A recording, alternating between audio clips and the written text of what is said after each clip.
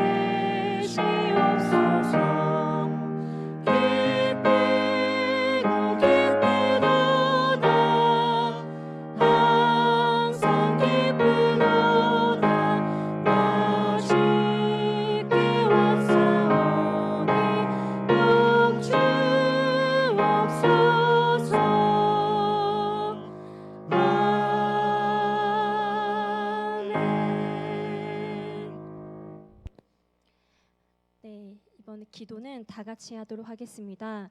두 가지를 놓고 우리 다 같이 함께 기도하도록 하겠습니다. 먼저는 이번 주에 있을 여름 성경학교를 위해서 함께 기도했으면 좋겠습니다. 우리 아이들이 예배와 모든 프로그램 속에서 예수님을 진실로 만날 수 있도록, 그리고 모든 일정 가운데 주님께서 주관하여 주셔서 다치는 일 없이 안전하게 지켜주시기를, 그리고 담당하시는 전도사님과 선생님들에게 주님께서 새 힘을 허락해 주시라고 기도해 주시길 바랍니다. 그리고 전교회인 말씀 사경회를 위해서 함께 기도했으면 좋겠습니다. 하나님께서 우리 하늘영광교회에 꼭 필요한 말씀을 허락해 주시고 온 교인이 함께 해서 주님의 은혜를 풍성히 누리는 시간이 될 수 있도록 우리 다 같이 합심해서 기도하도록 하겠습니다. 살아계신 하나님 아버지, 이 시간 주님 앞에 우리들 모두 마음을 모아서 한 마음으로 기도하기 원합니다. 주님, 먼저는 여름 성경학교를 위해서 기도합니다. 아이들이 주님, 우리 다음 세대가 주님을 만날 수 있도록 인도하여 주시옵소서. 먹고 마시고 함께 즐기는 이 시간 가운데서 주님을 만날 수 있도록 인도하여 주시옵소서. 모든 일정 가운데 주님께서 함께하여 주시고 주관하여 주시고 주님의 은혜로 채워주실 줄 믿사옵나이다. 하나님 아버지, 다칠 일 없이 우리 아이들 안전하게 지켜주시옵시며 담당하시는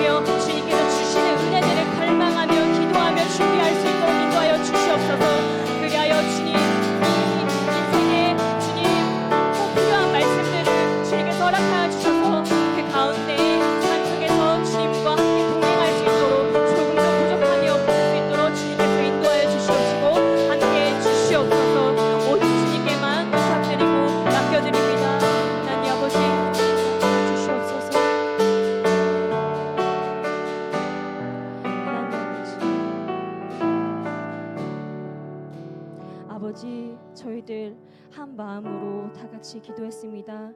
여름 성경학교와 정교인 말씀 사경에 주님께서 은혜의 시간들로 허락해 주실 줄 믿습니다. 저희들 기도하며 기다리겠습니다. 주님께서 주실 은혜들을 간구하겠습니다. 모두 다 한 명도 빠짐없이 주님 앞에 나올 수 있도록 인도하여 주시며 주님의 풍성한 은혜를 누릴 수 있도록 인도하여 주시옵소서. 그리고 오늘 드리는 오후 예배 가운데도 주님께서 함께해 주시며 우리 목사님에게 크신 은혜로 함께해 주시고 성령 충만함으로 함께하여 주시옵소서. 예수님의 이름으로 기도합니다. 아멘. 교회 소식 전달하도록 하겠습니다. 네, 오후 예배도 예배자로 오신 여러분들을 주님의 이름으로 축복하고 환영합니다. 네, 주일학교 여름 성경학교가 이번 주 토요일 그리고 주일에 있습니다. 오늘 오전에도 말씀드렸다시피 오후 예배 끝나고 남자 전도회 그 성도님들과 그리고 우리 남자 청년들은 소예배실에서 의자를 끌지 마시고 번쩍 들어서 잘 옮겨주시기를 부탁드리겠습니다. 이렇게 돕는 손길과 함께 한 가지 더 부탁드리겠습니다. 아낌없는 물질로서도 우리 후원을 기다리고 있습니다. 그래서 마음에 감동이 되시는 성도님들께서는 우리 아이들이 먹고 마시고 또한 주님을 만나는데 부족함이 없도록 이렇게 기도로 함께 해주시기를 부탁드리겠습니다. 그리고 십자가 캠프도 함께 기도해 주시고요. 정교의 말씀 사경회가 8월 12일 토요일 오후부터 8월 14일 월요일 오전 6시 새벽 예배까지 있습니다. 기도로 함께 기도해 주시고 그리고 자세한 일정들은 추후에 다시 자세히 공지하도록 하겠습니다. 우리 김은순 전도사님께서 이번 주 월요일부터 수요일까지 전도 세미나에 참석하십니다. 오고 가는 길 안전할 수 있도록 기도해 주시고 세미나 교육 잘 받고 오실 수 있도록 또 기도해 주셨으면 좋겠습니다. 그리고 끝으로 홍석주 노미연 집사님의 아들 홍여름 우리 아가가 돌잔치를 합니다. 이번 주 토요일 오후 5시 전주 빌라레에서 하는데 시간이 되시는 성도님들께서는 함께 축복해 주시고 축하해 주셨으면 좋겠습니다. 오늘 본문 말씀 읽겠습니다. 디모데후서 4장 9절에서 22절 말씀입니다. 디모데후서 4장 9절부터 22절 말씀 제가 먼저 읽겠습니다. 너는 어서 속히 내게로 오라.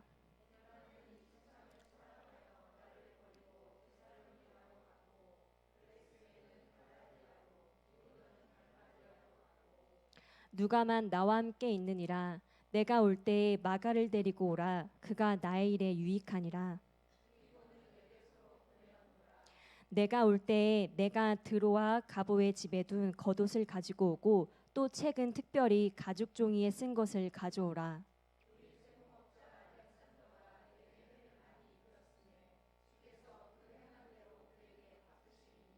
너도 그를 주의하라. 그가 우리 말을 심히 대적하였느니라.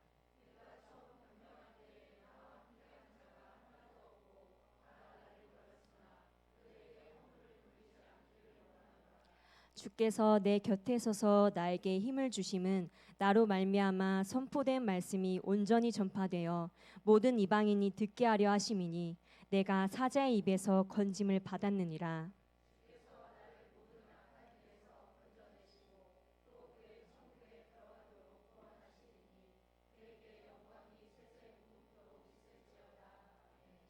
브리스가와 아굴라와 및 오네시보로의 집에 문안하라.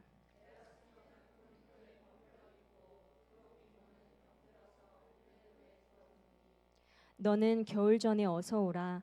우블로와 부데와 리노와 글라우디아와 모든 형제가 다 내게 문안하느니라. 함께 읽겠습니다. 나는 주께서 내 심령에 함께 계시기를 바라노니 은혜가 너희와 함께 있을지어다. 아멘. 주께서라는 말씀으로 목사님께서 말씀 인도하시겠습니다. 그럼 옆에 분과 인사 나눌까요? 주께서 당신에게 힘을 주십니다. 주님께서 힘을 주실 겁니다. 우리가 그냥 디모데후서 이제 마지막이에요. 책거리를 해야 하는데 뿌듯하시죠? 영화가 끝나면 어떻습니까? 이게 엔딩을 이제 하는데 근데 사람 이름이 이제 나옵니다. 그러면 거기 보면 주인공의 이름만 나오는 것이 아니라 정말 행인 1, 행인 2 누구인지도 이제 등장하는 것이죠. 그래서 그걸 보고 있으면 정말 많은 사람들이 이 영화를 위해서 수고했고 노력했다라는 것을 우리가 알게 됩니다. 그래서 그들의 수고와 헌신으로 인하여서 정말 멋진 영화 한 편이 완성되는 것이죠. 오늘 이제 바울의 마지막 편지, 어떻게 보면 디모데후서가 그의 인생의 마지막 편지잖아요. 근데 그 마지막 편지에도 이러한 사람들의 이름이 이제 등장하는 것을 볼 수 있습니다. 오늘과 모든 이름을 다 살펴보지는 않겠지만 몇몇의 인물을 좀 살펴보고자 합니다. 먼저 등장한 인물은 데마라는 사람이에요. 우리 10절에 보니까 데마라는 사람이 나오는데요. 근데 이 데마라는 사람이 뭐라고 되어 있습니까? 세상을 사랑하여 나를 버렸다라고 되어 있습니다. 근데 데마가 한때는 어떤 사람이었냐면 바울을 옆에서 돕던 사람이었어요. 우리 골로새서 4장을 보면 사랑받는 의사와 또 데마가 너에게 무난하느니라라고 되어 있습니다. 그러니까 바울이 골로새 편지를 쓸 때 옆에 데마가 있었던 것이죠. 그리고 빌레몬서에서도 보면 이 데마의 이름이 등장하는데 그때는 바울이 데마를 동역자라고 표현하고 있습니다. 우리 골로새서와 빌레몬서는 바울이 1차 감옥에 투옥되었을 때 로마에서 기록한 편지인데요. 우리가 사도행전 28장을 보면 바울이 셋집에 머물면서 복음을 전하였다라고 하면서 사도행전 28장이 마무리가 되거든요. 근데 그때 썼던 편지가 이 골로새서와 빌레몬서입니다. 그러니까 옆에 그때 데마가 함께 있었던 것이죠.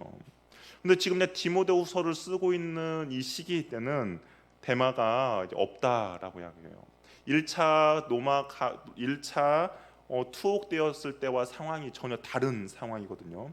지금 이 바울이 갇혀 있는 시기는 1차 때는 셋집에 있으면서 사람도 자유롭게 만나고 그런 상황이었는데 가택연금의 상황이었는데 지금은 감옥의 가장 하옥, 그러니까 춥고 빛도 들어오지 않는 곳에 심지어는 착고를 차고 그렇게 갇혀 있는 그런 상황입니다. 그러니까 상황이 많이 안 좋죠. 1차 때 갇혀 있을 때와 2차 때 갇혀 있을 때와 상황이 너무나 안 좋고, 그 시간은 1차 때 갇혀 있을 때와 한 6년에서 7년 정도의 시간이 흐른 상황입니다. 기독교에 대한 박해가 점점 심해졌던 상황이고, 그리고 심지어는 예수를 믿는다는 이유만으로 순교자도 나오는 그런 시기였습니다. 그러다 보니까 이 데마가 바울을 떠났다라고 이야기를 하고 있는 것이죠. 이 데마가 과연 처음에는 정말 신실한 동역자, 나와 함께 있는 동역자였는데 지금 이게 디모데후서를 쓰면서는 떠나 있는데 아마 처음부터 이 데마의 믿음이 그렇게 한 번에 망가지지는 않았을 것입니다. 아마 작은 여러 가지 믿음의 사건들이 있었겠죠. 그 믿음의 사건들 인하여서 그 믿음의 사건들이 쌓이면서 결국에는 믿음의 변절이 일어났다라는 겁니다. 우리 하인 리의 법칙이 있어요. 혹시 들어보셨습니까? 1대 29대 300의 법칙이라고 하는데 이 하인 리라는 사람이 이제 보험회사에 근무하던 사람이었는데 여러 가지 산업재해를 분석을 했습니다. 그랬더니 한 번의 큰 사고가 일어나기 전에 29번의 작은 사고가 발생한다는 거예요.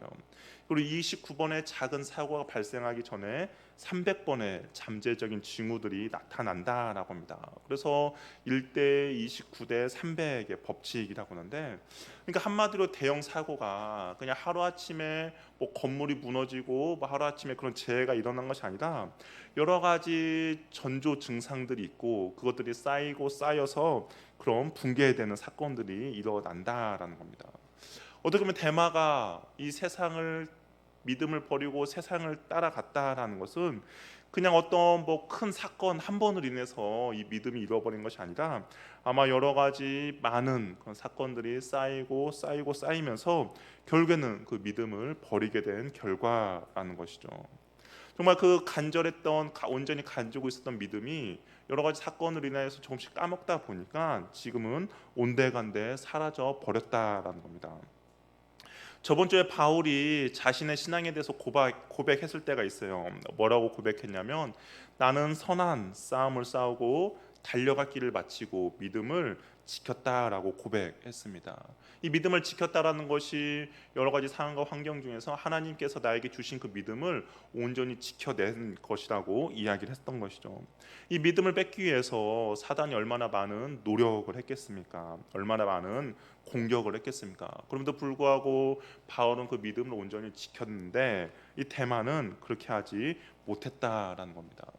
어떻게 보면 작은 구멍에 정말 믿음의 작은 구멍이 났는데 그 구멍으로 인하여서 거대한 댐이 무너지는 것처럼 정말 이 대마가 세상으로 떠났다라고 이야기를 하고 있는 것이죠. 우리의 신앙도 마찬가지가 될 수 있다라는 겁니다.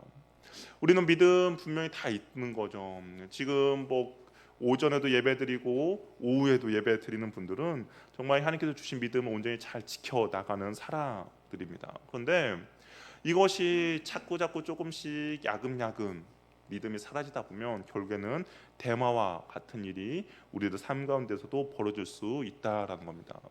우리가 이 코로나 시국을 지나면서 그것들 우리는 충분히 경험했던 것이죠. 코로나가 한참 유행했을 때 어땠습니까? 이 교회에 이제 나오지 말고 어쩔 수 없이 영상으로 예배를 드렸던 적이 있습니다. 이 영상으로 예배를 드리니까 어땠습니까? 편했죠. 아무래도 편했습니다. 교회 오려면 준비하고 이렇게 해야 하는데 영상으로 드리다 보니까 뭐 준비도 그냥 뭐 대충 하고 이렇게 했던 것이 사실인 것이죠. 그런데 실질적으로 있었던 일인데 코로나가 점점 사그라들어서 다시 교회를 오픈하고 그럼에도 불구하고 여전히 영상 예배를 드리는 사람들이 있다라는 겁니다. 그러니까 처음에는 교회를 나오지 않는 거에 대해서 되게 써먹써먹하고 교회를 주일날 이렇게 안 가라는 것이 되게 이상한 상황이었는데 근데 한 번, 두 번 그렇게 하다 보니까 오히려 교회를 가지 않는 것이 더욱더 편안하게 됐고 오히려 교회 가는 것이 더 이상하게 되어버릴 수 있다라는 것이죠. 내가 정말 있었던 믿음들이 조금씩 잃어버리고 그 믿음이 어느 순간에는 온데간데 사라져 버릴 수 있다라는 겁니다. 어떻게 보면 대마가 바로 그런 상황이었던 것이죠. 처음에는 바울의 동역자였습니다. 바울과 함께 정말 복음을 전하는 사역에 헌신하고 수고하며 애썼습니다. 그런데 시간이 흐르다 보니까 그 대마는 더 이상 바울 곁에 있지 않았다라는 것이죠. 세상을 사랑하고 바울을 버려서 세상으로 갔다라고 이야기를 하고 있습니다. 믿음을 빼앗기고 타협하여 세상으로 돌아가 버린 것이죠. 저와 여러분에게도 분명한 이 믿음이 있습니다. 그 믿음을 온전히 잘 지켜 나가시기를 바랍니다. 세상이 언제든지 그 믿음의 타협을 하자고 여러분에게 협상을 걸어올 수도 있습니다. 뭐 굳이 이렇게 해도 해야 되냐? 굳이 그렇게 해야 할 것이 무엇이 있느냐라고 여러분에게 이야기를 걸어올 때 여러분이 있는 그 믿음을 소중하게 간직하시길 바라요. 정말 작은 구멍으로 인하여서 댐이 무너지는 것처럼 내가 이 믿음의 타협을 하는 순간 처음에는 별것도 아닌 것처럼 느껴질 수도 있겠지만 결국에는 그걸로 인하여서 우리가 대마와 같이 세상으로 떠날 수도 있다라는 겁니다. 네, 대마와 비교되는 한 사람이 또 나와요. 누구냐? 11절에 등장하는 바로 누가입니다. 대마는 나를 버렸고라고 하는데 11절에 누가는 나와 함께 있다라고 이야기를 하고 있습니다. 변하지 않는 누가는 바울에게 있어서의 하나님의 정말 선물인 것이죠. 누가가 성경에 처음 등장했을 때는 언제였냐면 사도행전 때입니다. 2차 전도 여행 때 이 누가를 하나님께서 바울에게 선물해 주셨습니다. 왜 하나님은 바울에게 누가의 만남을 허락해 주셨는가? 누가의 직업은 의사잖아요. 근데 바울이 복음 전하는 사역을 하다 보면 분명히 어떤 힘듦과 어려움이 있을 겁니다. 그리고 특별히 바울에게는 어떤 육체적인 질병이 있었는데 그 육체의 질병을 도울 수 있도록 하나님께서 누가를 바울에게 허락해 주신 것이죠. 뭐 돈만 있으면 뭐 아프면 병원에 가면 되는데 이 바울이 선교 사역을 함으로써 많은 돈이 우리가 아는 것처럼 돈이 있는 사람이 아니었습니다. 그러니까 어쩔 수 없이 그 힘든과 아픔을 겪어내야 하는데 하나님께서 그것을 아시고 누가를 붙여 주셨고 어떻게 보면 그 선교 사역에 있어서 주치 사역을 온전히 매진할 수 있도록 그 누가를 바울에게 붙여 주신 것이죠. 평생 주치를 바울에게 붙여 주신 겁니다. 그리고 바울 곁에서 그 사역을 돕고 그리고 배우면서 누가복음과 사도행전도 기록하게 만들었다라는 거죠. 그러니까 바울이 기록하지 못한 그 성경을 누가를 통해서 하나님께서는 또한 기록하게 만든 겁니다. 우리가 신약 성경을 보면 바울이 가장 많은 성경을 기록했어요. 13권을 기록했습니다.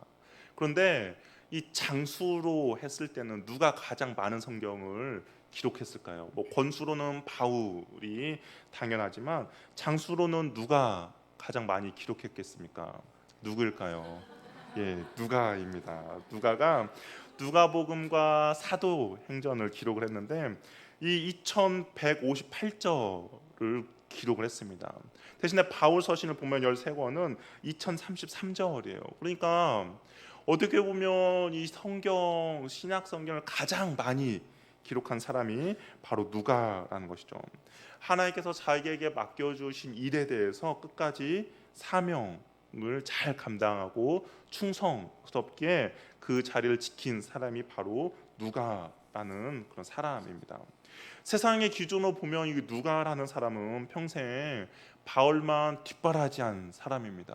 뭐 별것도 없는 사람이죠. 왜냐하면 이 바울의 편지에 그냥 가끔가다 누가라는 이름이 등장할 뿐이지 뭐 그가 전도 사역을 하면서 선교 사역을 하면서 뭔가 이게 바울처럼 막 업적을 낸다든지 그런 것들은 성경에 기록되어 있지 않습니다. 그러나 하나님은 그의 신실함과 충성함으로 바울을 온전히 돕는 동역자로 세워주셨고 정말 신약 성경의 가장 많은 분량을 기록하도록 하였습니다. 누가 알아주지도 않았고 누가 인정받지 못하더라도 이 누가는 자신에게 맡겨진 사명을 끝까지 충성스럽게 감당한 사람이라는 것이죠. 우리 오케스트라 공연을 할 때 사람들이 가장 주목을 많이 받는 사람은 제1 바이올린 연주자라고 합니다. 그러니까 이 사람은 단원을 대표해서 지휘자 가까이에서 연주를 이끌어가는 사람이 이 제1 바이올린 연주자라는 것이죠. 그런데 이 제1 바이올린 연주자 뒤에서 이 제1 바이올린을 잘 연주할 수 있도록 도와준 사람이 제2 바이올린 연주자인데 이 연주자들은 구하기가 힘들다라고 이야기해요. 그러니까 실력이 어느 정도 갖춰 있어야 되고 그 실력을 가지고 제1 바이올린을 도와줄 수 있는 사람이 별로 없다라는 것이죠. 왜냐하면 사람들은 제1 바이올린 연주자가 되고 싶어하지 제2 바이올린 연주자가 되고 싶어하는 사람은 없다라는 겁니다. 그래서 이 제2 바이올린 연주자가 제 역할을 잘 해주지 못하면 이 오케스트라의 아름다운 선율이 잘 탄생할 수가 없다라고 해요. 어찌 보면 누가의 인생을 보면 오케스트라에서 제1 바이올린 연주자는 아닌 것 같습니다. 그는 전면에 뭐 나선 적도 없고 그런데 가만히 보면 그는 제2 바이올린 연주자였던 것이죠. 하나님의 선교의 오케스트라의 아름다운 그 소리를 이 누가가 잘 연주될 수 있도록 묵묵히 자신이 맡은 소임을 다한 사람이라는 것이죠. 우리 교회 사역도 마찬가지입니다. 교회 사역도 누군가는 주목을 받을 수 있겠지만 누군가는 주목을 받지 못하는 그런 사역도 있습니다. 누군가는 정말 보이는 곳에서 열심을 내는 사람도 있겠지만 누구는 보이지 않는 곳에서 섬겨야 할 사람도 있다라는 것이죠. 하지만 하나님은 이 보이는 곳에서 섬기는 사람뿐만 아니라 보이지 않는 곳에서 섬기는 그 사람들의 충성도 하나님께서는 주목하고 계신다라는 것이죠.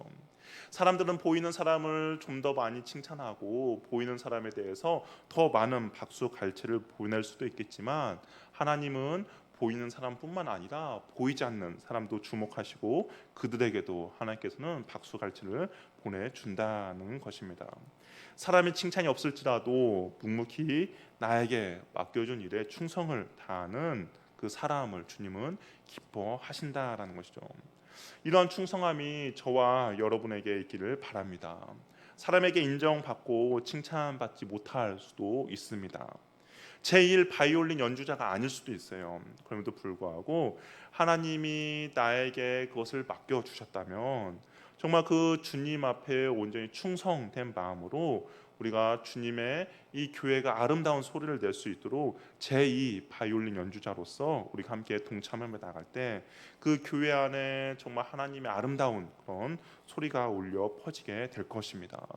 그 주님은 그 충성함을 보시고 우리가 주님의 때에 주님 앞에 섰을 때 주님의 칭찬이 있다라는 것이죠. 착하고 충성된 종이라는 칭찬이 저와 여러분의 삶 가운데 있기를 바랍니다. 그리고 또 살펴본 인물은 누구냐면 구리 세공업자 알렉산더입니다. 우리 14절 말씀인데요. 14절에 보면 구리 세공업자 알렉산더라고 등장합니다. 이 알렉산더라는 이름은 디모데전서 1장을 보면 알렉산더라고 한 사람이 등장합니다. 아마 동일한 인물로 보고 있는데요. 근데 디모데전서 1장을 보면 이 사람에 대해서 뭐라고 표현하냐면 사단에게 내어준 사람이라고 이야기해요. 이게 바울의 사역 가운데 큰 걸림돌이었고 그를 괴롭힌 사람이었고 많은 어려움을 준 사람이 바로 이 알렉산더라는 사람입니다. 우리도 뭐 그런 사람 있지 않습니까? 생각만 해도 정말 치가 떨리고 화가 나며 이가 갈리는 사람이 있을 수도 있습니다. 정말 최선을 다해 도와줬는데 오히려 뒤통수를 맞았다면 정말 더 이가 갈리는 것이죠. 그 사람을 인해서 나의 인생이 많이 망쳤다라고 생각한다면 정말 그 사람을 어떻게 할 수 없는 내 분에 이기지 못하는 그런 경우도 있다라는 겁니다. 어떻게 보면 당연한 반응인 것이죠. 아무리 바울이라고 하더라도 이 바울이 알렉산더 이름을 거론하면서 그가 나에게 있어서 정말 힘든 사람이었다라고 이야기하는 거 보면 바울도 아마 이 알렉산더만을 생각을 하면 이가 갈리고 정말 부들부들 떨리는 그런 사람이었던 것 같습니다. 편지의 이름까지 기록하면서 디모데에게 15절에 너도 그를 주의하라 라고 이야기할 정도면 그가 정말 말로 할 수 없는 아픔과 그가 말로 할 수 없는 고통을 주는 정말 악한 사람이라는 것이죠. 그런데 바울은 과연 이 알렉산더를 어떻게 했습니까? 우리 14절 말씀을 한번 같이 읽어볼게요. 14절 말씀 한번 읽어보겠습니다. 시작.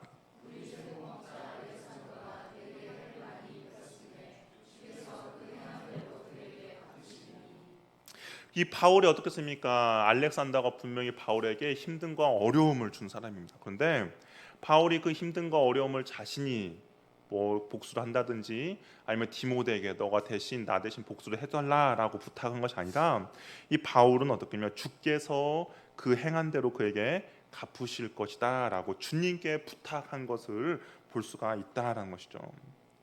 나만 속상합니다. 그래서 바울은 이 문제를 하나님께 맡겼다라는 것이죠. 내가 그것을 가지고 있고 내가 마음속에 담고 있다면 나만 힘들고 나만 어려운데 근데 그것을 내가 해결하는 것이 아니라 하나님께 맡겼다라는 겁니다. 바울에게 하나님께 온전히 맡길 수 있었던 이유는 다른 것이 아니라 하나님께서는 의로운 재판장이기 때문인 것이죠. 하나님께서 알렉산더가 잘못한 것을 하나님이 그 의롭게 판단하셔서 온전히 갚아 주실 것을 신뢰하기 때문입니다. 어떤 사람은 상처로 인하여서 힘들어하는 사람, 어떤 사람을 인하여서 정말 내가 상처로 인하여서 힘들어하는 사람이 있습니다. 마음속에 꽁꽁 싸매어 놓고 정말 생각날 때마다 한 번씩 들춰내서 내 감정이 정말 말할 수 없이 다운되는 그런 사람들이 있는 것이죠. 내가 복수를 하고 싶지만 어떻게 현실적으로 갚아줄 방법이 없어서 힘들어하는 경우도 있습니다. 그런데 우리는 바울에게서 그 지혜를 한번 배우는 것이죠. 주께서 이 억울함을 풀어줄 것이다 라고 말한 것입니다. 그의 잘못을 주께서 반드시 그가 행한 대로 갚아주실 것이다 라는 것이죠. 하나님께 그 문제를 가지고 나아간다라는 겁니다. 우리가 성경을 보면 이것을 가장 잘한 사람이 있어요. 과연 누구냐? 바로 다윗입니다. 다윗은 뭐 잘못한 것이 없죠. 잘못한 것이 없고 그냥 사람들이 사울은 천천히요 다윗은 만만이다. 사람들이 그렇게 노래를 불렀는데 거기에서 사울이 시기심을 느껴서 다윗을 한평생 죽이려고 쫓아다녔습니다. 나라는 돌보지 않고 이게 사울의 사명은 오직 다윗을 죽이는 것이 그의 사명이 돼버렸어요. 다윗의 입장에서 보면 얼마나 억울합니까? 얼마나 분이 나겠어요. 자신도 정말로 그냥 편하게 지내고 싶은데 나를 죽이러 오니까 어쩔 수 없이 도망갈 수밖에 없는 그런 신세입니다. 그러나 자신이 이 문제를 해결하려고 하지 않았습니다. 자신이 분명히 사울을 죽일 수 있는 상황이 있었어요. 그럼에도 불구하고 철저히 하나님께 그 문제를 맡겼다라는 것이죠. 그런데 시편을 보면 재밌는 표현들이 있어요. 시편 109편을 보면 다윗이 하나님께 이렇게 기도합니다. 그 자기의 원수죠. 그의 연수를 짧게 하여 주십시오. 그의 직분을 타인이 빼앗게 해주세요. 그의 자녀는 고아가 되게 해주시고 그의 아내는 과부가 되게 해달라고 하나님께 간구합니다. 더 심하게 간구하는 거죠. 우리가 그 시편 109편을 읽으면서 대부분의 사람들이 이렇게 생각합니다.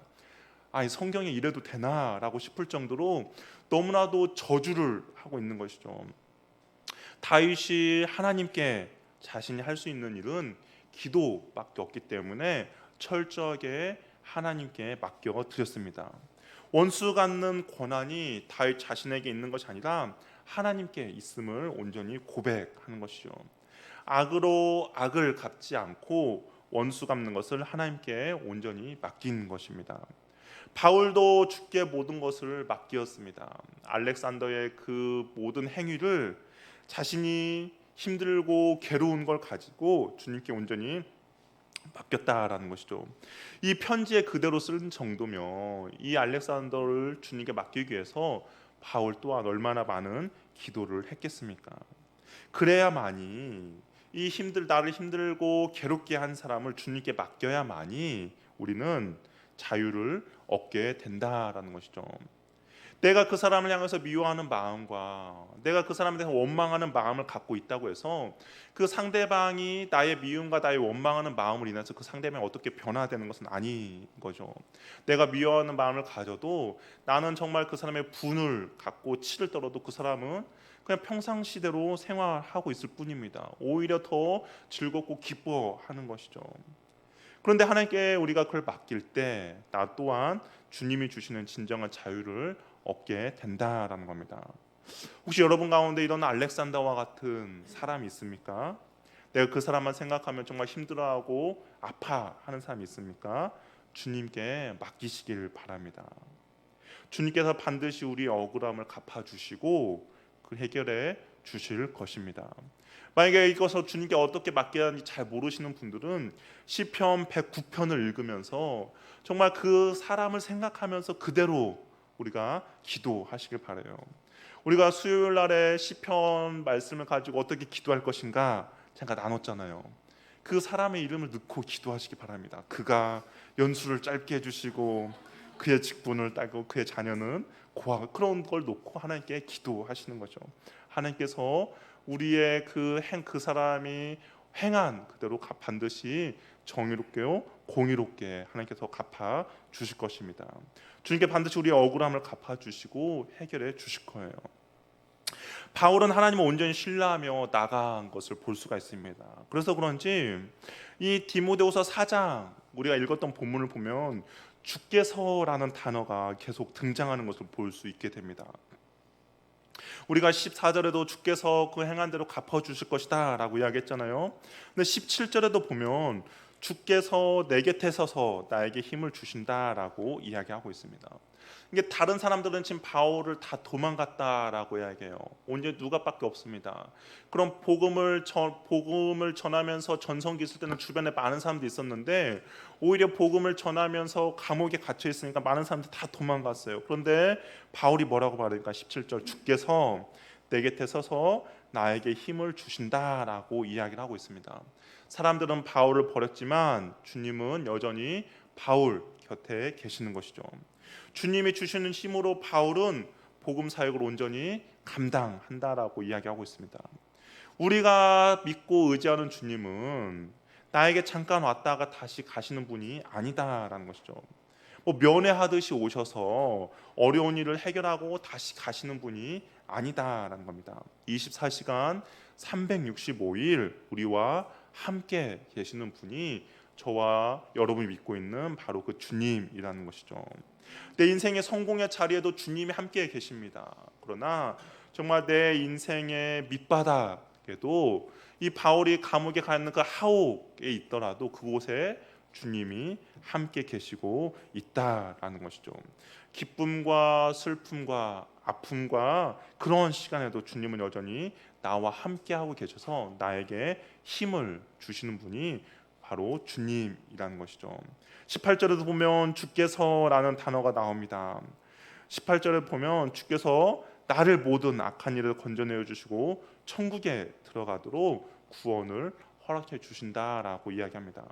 인간에게 있어서 가장 두려운 건 무엇일까요? 죽음이죠. 죽음이라는 것이 인간에 있어서 가장 두려운 일입니다. 그런데 그 죽음의 문턱에서 어떻게 합니까? 주께서 나와 함께 하신다라는 것이죠. 영원한 천국을 그 주님께서 우리를 인도해 주신다라는 겁니다. 우리 흔히 말해서 우리 요단강을 이제 건넌다라고 하잖아요. 요단강 앞에까지는 우리 가족들이 함께 갈 수도 있을 것 같아요. 뭐 호스피스 병동이 있다든지 아니면 죽음의 순간에 그 가족들도 요단강 앞에까지는 같이 갈 수 있는 것이죠. 그런데 요단강을 건널 때는 가족들이 아니라 주님께서 우리의 손을 붙잡아 주시고 영원한 천국으로 인도해 주신다라는 것이죠. 22절에서도 보면 주께서가 등장합니다.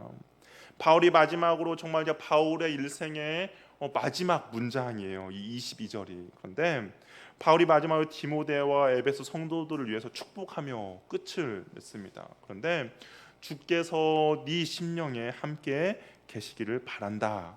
은혜가 너희와 함께 있을지어다라고 이야기합니다. 바울의 인생의 마지막 쓴 한 줄입니다. 나와 함께 계신 주님이, 그러니까 지금 감옥에서 바울에게 힘주시고 위로해 주시며 바울과 함께 하신 그 주님이 너 이제 디모데 너에게도 함께 계셔서 이 복음 사역이 온전히 잘 전해지길 바란다라고 이야기하고 있는 것이죠. 복음을 전하는 것은 나 혼자만 전하는 것이 아닙니다. 주님이 함께 해 주셔야 온전히 감당할 수 있는 사역이라는 것이죠. 주께서 함께 해 주셔서 이 복음이 온전히 전해지기를 이 바울은 디모데에게 말하고 있는 겁니다. 주님의 교회는 한 번도 없어진 거나 한 번도 복음이 전하는 것이 멈춰진 적이 없습니다.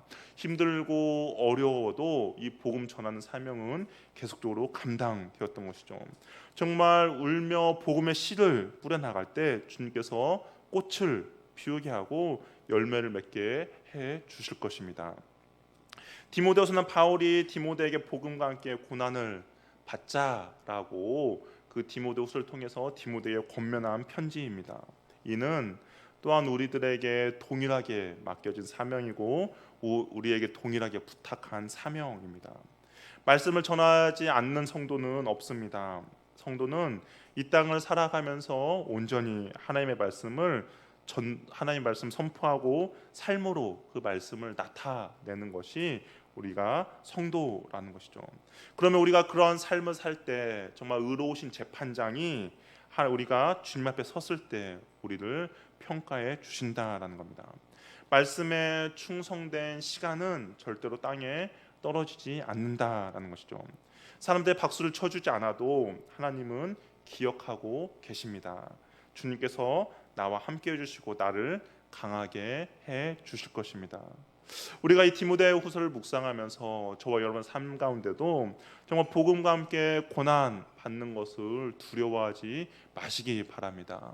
하나님께서 내가 어느 곳에 있든지 나와 함께 해주시고 내가 그 사명을 온전히 감당할 수 있도록 나에게 힘과 능력을 허락해 주실 것입니다. 우리가 디모데의 과연 최후는 어떻게 됐을까? 디모데가 과연 어떻게 죽었을까? 이 디모데 전승을 따르면 디모데가 어떻게 죽었는지 전승을 따르면 오랫동안 에베소 교회에서 이게 사역을 잘 감당했다라고 해요. 근데 아시다시피 에베소 교회는 많은 우상을 섬기는 그런 지역이잖아요.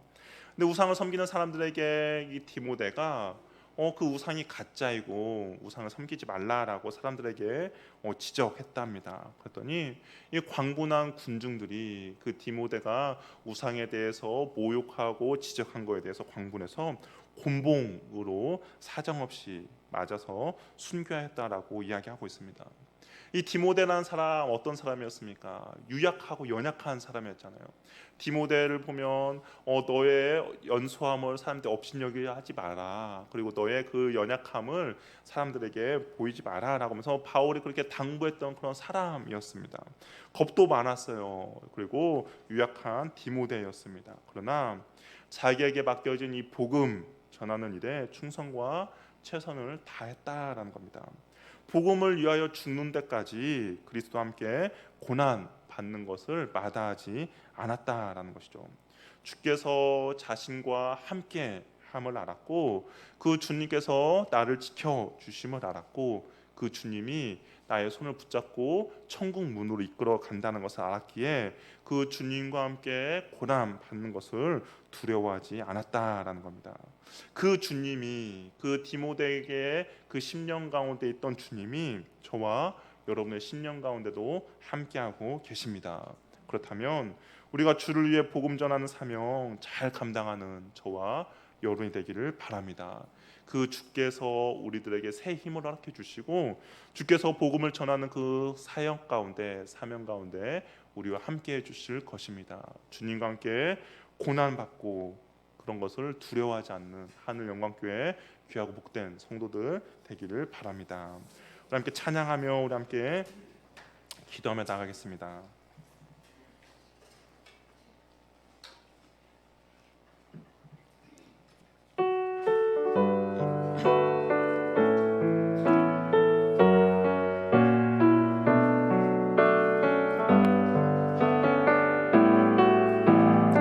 오직 주의 사랑에 매여 오직 주의 사랑에 매여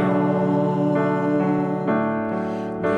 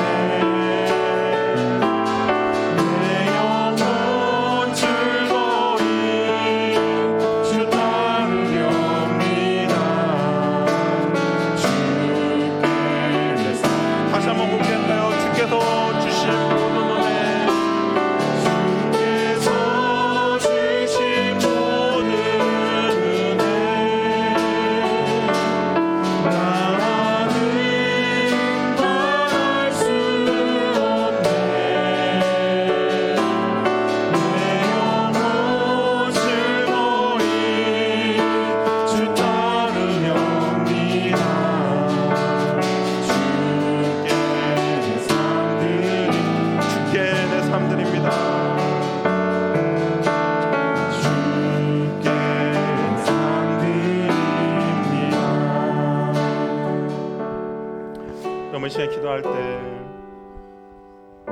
우리가 디모데 후서를 생각하며 바울이 그 디모데에게 권면합니다. 나와 함께 고난을 받자, 복음과 함께 고난을 받자라고 권면하는 것이죠. 왜 사랑하는 그 디모데에게 그런 권면을 했을까?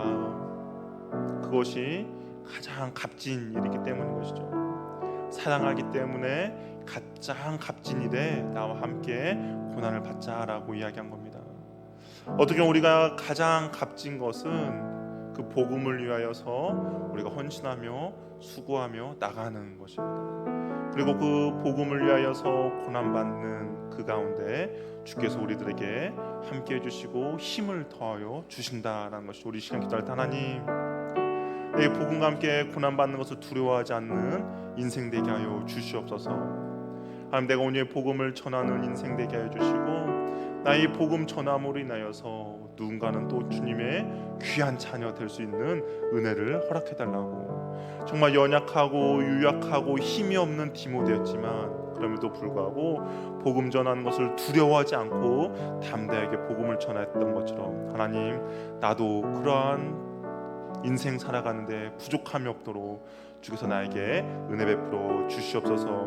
그 디모데 가운데 있어, 그 디모데의 심령 가운데 있던 주님이 지금 나와도 함께하고 계시니 나를 그런 사명을 온전히 감당할 수 있도록 주의 은혜 베풀어 주시옵소서. 그러면 같이 기도하며 나가도록 하겠습니다. 할렐루야. 하나님 아버지 감사합니다. 우리의 삶 가운데 그런 은혜를 허락하여 주시옵소서. 하나님, 복음하게 고난받는 것을 두려워하지 않도록 도와주시고 하나님의 은혜로부터 주의 은혜 가운데 머무르도록 합니다. 하나님 도와주시옵소서. 하나님, 오늘 복음을 전하는데 두렵지 않도록 도와주시고 주님을 위해 복음 전하는 사명 잘 감당할 수 있도록 도와주시옵소서. 주님께서 나와 함께 해주시고 나를 지켜주시고 나에게 새 힘을 허락해 주시기 때문에 하나님, 고난받는 것을 두려워하지 않도록 도와주시옵소서. 주님을 알지 못하는 사람도 있다면 나를 통하여서 그들에게 복음을 전할 수 도와주시고 주님에 대해 오해하고 있는 사람이 있다면 내가 그들을 통하여서 하나님 그 오해를 온전히 없애주시고 도와주시옵소서. 하나님의 은혜가 있길 원합니다. 하나님, 온전히 충성되이 잘 그 자리를 지키며 나갈수록 주여 도와주시옵소서.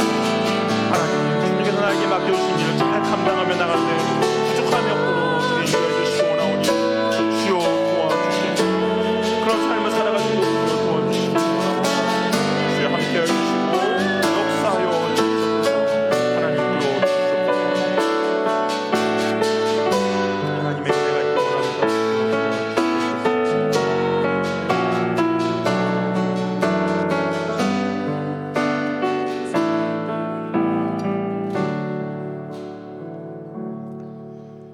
사랑의 하나님 아버지, 우리가 복음을 위하여서 이 땅을 살아가는데 두려워하지 않도록 주여 도와주시옵소서. 내가 복음에 합당한 삶을 살 때 세상 사람들이 나를 조롱하고 나를 유혹하며 또 그러한 인생, 그러한 어려움이 있을지라도 내가 복음에 합당한 삶을 살아가는 것을 포기하지 않도록 도와주시고, 하나님, 또 누군가는 아직 주님을 알지 못하는 사람에게 내가 주님의 복음을 담대히 전하여서 그 영혼 동안 주님께 돌아올 수 있는 귀하고 복된 은혜의 통로가 될 수 있도록 주여 도와주시옵소서. 하나님, 그 바울과 함께 하셨던 주님이 디모데에게도 함께 하셨고 그 디모데에게 함께 했던 주님이 지금 우리와도 함께하고 계시오니 하나님, 그 주님께 온전히 순종하며 살아갈 수 있는 귀하고 복된 은혜 우리에게 허락하여 주시옵소서. 하나님께서 나에게 맡겨주신 그 사명 충성되이 잘 감당할 수 있도록 도와주시고, 그래서 우리가 주님 앞에 섰을 때 착하고 충성된 종이라 칭찬받는 그 칭찬을 기대하며 나아가는 귀하고 복된 주의 자녀들 되도록 주여 인도하여 주시옵소서. 이제 우리 주 예수 그리스도의 은혜와 하나님의 사랑과 성령님의 교제, 교통, 충만하심이 예수의 길을 걸으며 예수님의 온전한 제자가 되어 예수님의 삶을 전하며 복음을 전하고자 살아가고자 하는 주의 자녀들에게 이제로부터 영원토록 함께 있을지어다. 아멘.